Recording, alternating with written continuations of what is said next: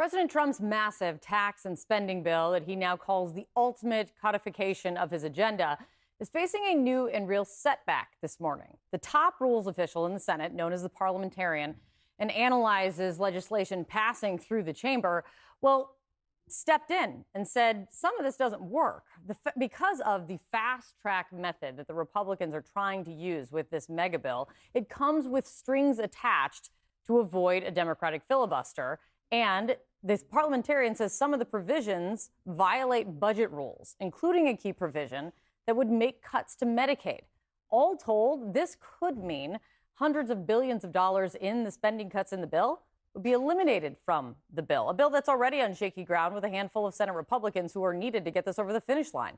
Still, here was Trump yesterday.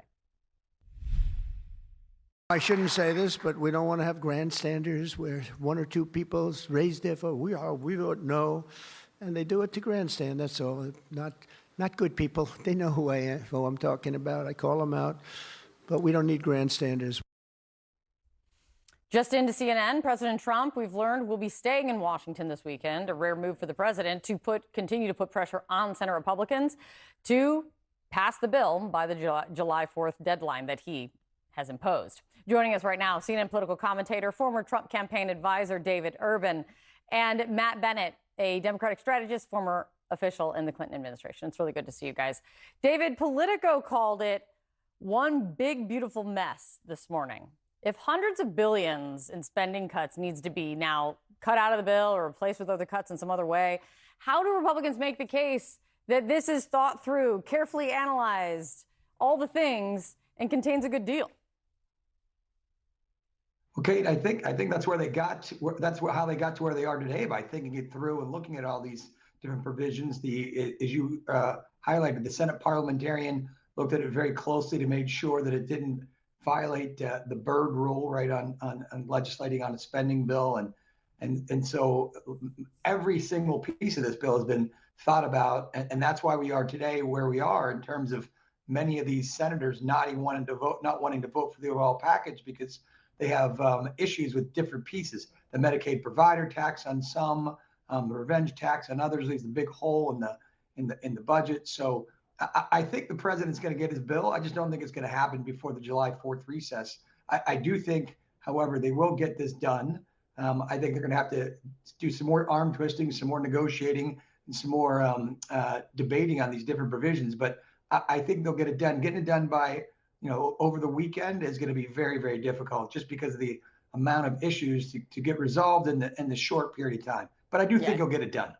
David Urban with a much-needed slice of reality check when it comes to this deadline. And just to reiterate for everyone, there was no reason for July 4th other than Donald Trump wanted it. And look, a self-imposed deadline when it comes to Congress sometimes is needed. Go ahead, David. I would just say the only reason to use July 4th is that's the only way to get the Congress to act on many things, right? You got to back it up against the holiday where people want to go home and visit their families and constituencies. And so if you don't back it up against a major holiday like this, the House and Senate continue to churn forever, it seems. So this is done quite frequently in the Congress. You put a big bill against a backdrop of a recess where people want to go home and go on and see their families. So July 4th, the next one will be August. Recess will be coming up, and that's when the X date will be there as well in terms of the debt ceiling. So I've always said this bill is going to pass, but I think it passes in before the August recess, not before July. Matt, the parliamentarians frustrated majorities of both parties throughout the years, of course, in trying to move legislation forward. As Republicans try to figure this out amongst themselves, what do you see in this roadblock? Well, look, this, as you say, this is a very familiar place for both parties. I well remember Democratic frustration with the same parliamentarian, Elizabeth McDonough, when Democrats were trying to legislate, a single party bill, the Inflation Reduction Act, which was the big climate bill under Biden, and a bunch of things that we wanted in there came out because they didn't comport with the rules. I think David's probably right that they're not going to get it done by July 4th, but Trump has such control over this party that I would guess that they do get this bill across the finish line. But I think the important thing here is what's in it, what remains in it, even after the Byrd bath. And what remains is very, very bad for America, and ultimately is going to be very bad for Republicans. they're going to throw 12 million people off their health care to give a gigantic tax cut to wealthy people.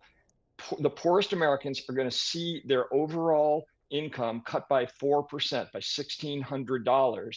And the wealthy are going to get a giant tax cut. The middle class basically get nothing, about $500 a year, less than 1% of their income. So this is bad politics, and it is bad policy.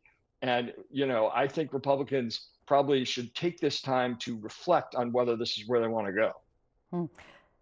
David, one aspect of the Iran situation that I wanted to ask you both about is some new CNN reporting that's coming in about behind-the-scenes diplomatic efforts that have been ongoing to try to get things moving with Iran, even before and after the strikes. Here's the reporting. The Trump administration has discussed possibly helping Iran access as much as $30 billion to build a civilian energy-producing nuclear program, easing sanctions, freeing up billions of dollars in restricted Iranian funds, all part of an intensifying attempt to bring Tehran back to the negotiating table. This is from 4 sources familiar with the matter.